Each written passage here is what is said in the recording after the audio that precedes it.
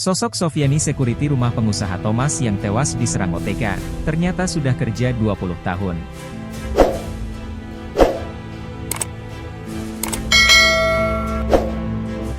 Rumah pengusaha wisata Thomas Aziz Rizka di Jalan Nusa Indah, Pahoman, Kota Bandar Lampung diserang orang tak dikenal, OTK, Sabtu, 29 Maret 2025, dini hari.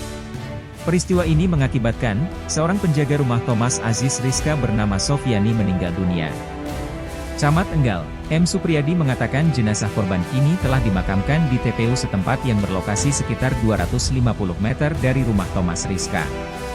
Adapun pemakaman tersebut turut dihadiri Wali Kota Bandar Lampung, Eva Duyana, Kapolresta serta Dandim setempat. Almarhum penjaga rumah Pak Thomas sudah dimakamkan jam 10.30 WIB tadi, ujar Supriyadi kepada Tribun Lampung, Sabtu, 29 Maret 2025. Tadi Ibu Wali Kota, Pak Kapolres, Pak Dandim, sama beberapa tokoh juga hadir di pemakaman, kata dia. Supriyadi menuturkan, korban tewas merupakan security, penjaga, rumah yang telah bekerja hampir 20 tahun dengan Thomas Rizka. Penjaga rumah tersebut tewas dibacok senjata tajam oleh pelaku saat peristiwa penyerangan. Penjaga rumah ini kalau dari informasi yang saya terima sudah hampir 20 tahun kerja di sana, kata dia.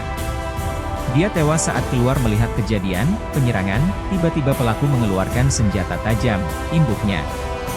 Menurutnya, dalam peristiwa tersebut penjaga rumah langsung tewas seketika dengan luka bacok di sekujur tubuh korban. Adapun anak Thomas Rizka bersama rekannya berhasil melarikan diri dari serangan pelaku. Anaknya Pak Thomas berhasil lari, temannya yang satu mobil itu ya sempat dirawat juga di RS, tapi saya kurang tahu detail lukanya, pungkasnya. Lebih lanjut, Supriyadi menuturkan jika pihaknya telah berkoordinasi dengan pihak terkait dalam penanganan kasus ini. Kami sudah berkoordinasi semua, baik dengan Ibu Wali Kota, Polres dan Dandim, informasi di lapangan sudah disampaikan.